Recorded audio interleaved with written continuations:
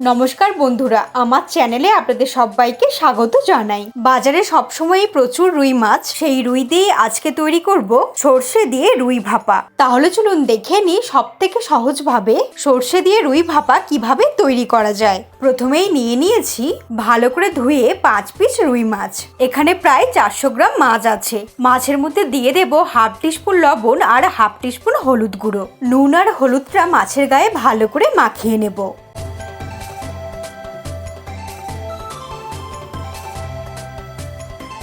লবণ আর হলুদটা মাছের গায়ে ভালো করে মাখিয়ে নিলাম। এখন মাছগুলোকে হালকা করে ফ্রাই করে নেব। তবে যেইভাবে আমরা ইলিশ ভাপা খাই, মাছগুলোকে না ভেজেও আমরা সেইভাবেও বানাতে পারি। এরপর একটা প্যান গরম করে নিয়ে নেব অল্প পরিমাণে সর্ষের তেল। তারপর লবণ আর হলুদ দিয়ে মাখিয়ে রাখা রুই মাছ কড়াইয়ের মধ্যে দিয়ে দেব। একটা একটা করে সবকটা পিস দিয়ে দেব। এরপর মিডিয়াম ফ্লেমে হালকা করে ফ্রাই করে নেব। একদিকটা হয়ে গেলে উল্টে দেব।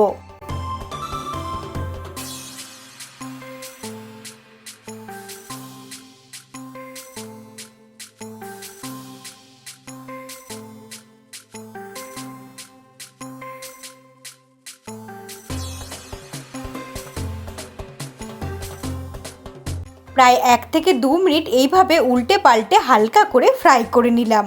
এরপর একটা টিফিন বক্স নিয়ে নিয়েছি, যার মধ্যে রুই ভাপাটা বানাবো। প্রথমে হালকা করে ভেজে নেওয়া মাছগুলোকে আমি সাজিয়ে নিচ্ছি। এরপর এর মধ্যে অ্যাড করে দেব সর্ষে, পোস্ত, নারকেল আর কাঁচা লঙ্কা বাটা। মিক্সির একটা ছোট জার নিয়ে নিয়েছি। এর মধ্যে নিয়ে নেব 1.5 চামচ কালো সর্ষে, সাদা সর্ষে নিয়ে নেব 1 টিস্পুন। এর মধ্যে নিয়ে নিচ্ছি 2 টিস্পুন পোস্ত আর দিয়ে দেব 2টো কাঁচা লঙ্কা। সর্ষে বাটার সময় কাঁচা লঙ্কা দিয়ে বাটলে সর্ষে তেতো হয় না। এরপর কোনো রকম জল ছাড়াই প্রথমে একবার ঘুরিয়ে নেব। এইভাবে হালকা করে পেস্ট করে নিলাম।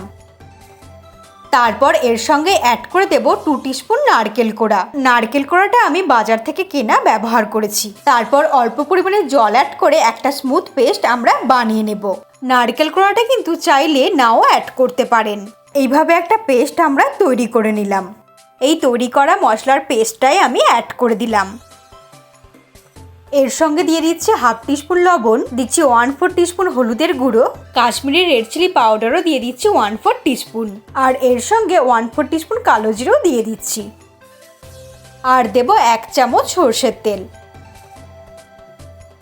এবার ভালো করে এই মশলাটাকে মাছের সঙ্গে মাখিয়ে নেব। আমি সমস্ত মশলাগুলো ভালো করে মাছের গায়ে মাখিয়ে নিলাম।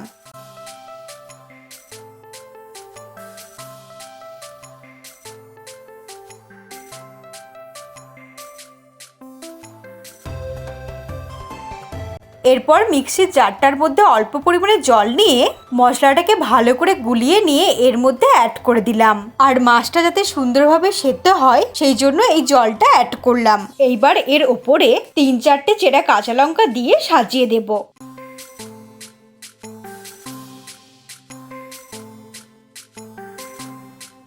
এইভাবে ওপর দিয়ে কাঁচা লঙ্কাগুলো দিয়ে সাজিয়ে দিলাম। এরপর একটা কড়াইয়ের মধ্যে নিয়ে নিচ্ছি অল্প একটু জল।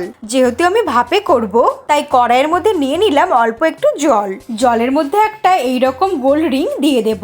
তারপর এর মধ্যে ঢাকা খোলা অবস্থাতে টিফিন বক্সটা বসিয়ে দেব। এরপর ওপর দিয়ে দেব ঢাকা, আর লিডটার মুখটা আমি এইভাবে বন্ধ করে দিয়েছি। এরপর ফ্লেমটাকে লোতে রেখে ঢাকা দিয়ে হতে দেব 12 থেকে 15 মিনিট।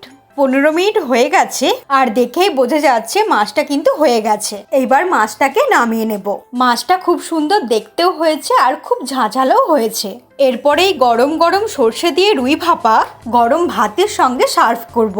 আর এটা কিন্তু ইলিশ মাছ ভাপার থেকেও কোনো অংশে কম নয়। রেসিপিটা ভালো লাগলে লাইক ও শেয়ার করে আমাকে সাপোর্ট করার অনুরোধ রইল।